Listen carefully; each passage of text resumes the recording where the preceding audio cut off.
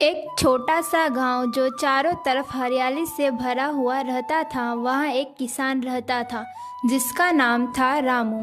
उसके पास केवल 2 बीघा जमीन और एक पुराना हल था।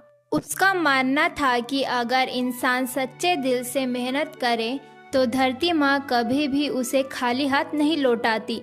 रामू का दिन सूरज निकलने से पहले चालू हो जाता और वह भगवान का नाम लेता और अपने काम के लिए निकल पड़ता। रामू की पत्नी सीता मेहनती और समझदार थी। वह घर संभालती और बच्चों की देखभाल करती थी। जरूरत पड़ने पर वह खेत पर रामू की मदद भी करती थी।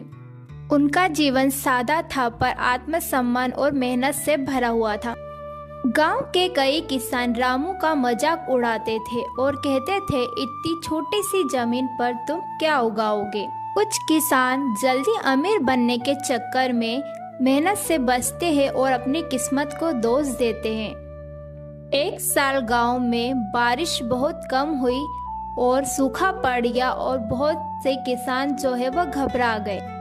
कई लोग खेती छोड़कर शहर चले गए, लेकिन रामू ने हार नहीं मानी।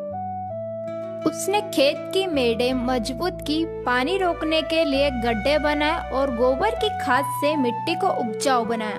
उसने कम पानी में उगने वाली फसलें बाजरा और दाल चुनी। रामू रोज अपने खेत की देखभाल करता। जरूरत पड़ने पर वह तालाब से पानी लाकर सिंचाई करता। कई बार उसके हाथों में छाले पड़ जाते और शरीर थक जाता, लेकिन कभी भी उसने शिकायत नहीं की। सीता उसे हिम्मत देती और कहती, मेहनत कभी भी बेकार नहीं जाती। कुछ दिनों बाद चमत्कार हुआ। जहां गांव के दूसरे खेत सूखे पड़े हुए थे, वहीं रामू के खेत में हरियाली छाने लगी। गांव वाले हैरान रह गए। जो लोग पहले रामू का मजाक उड़ाते थे, वह अब उसका खेत देखने के लिए आने लगे। कटाई के समय रामू के खेत में अच्छी पैदावार हुई। अनाज बेचकर उसे पहली बार अच्छा मेहनत का फल मिला। घर में खुशहाली आई। बच्चों के लिए नए कपड़े लाए और उनका कर्ज भी उतर गया। गांव के सरपंच ने सबके सामने रामू की तारीफ की और उसे आदर्श किसान बताया। एक दिन रामू के बेटे ने पूछा कि बाबा, आपने कभी हार क्यों नहीं मानी। रामू ने मुस्कुराकर कहा कि बेटा, मेहनत इंसान की सबसे बड़ी ताकत है।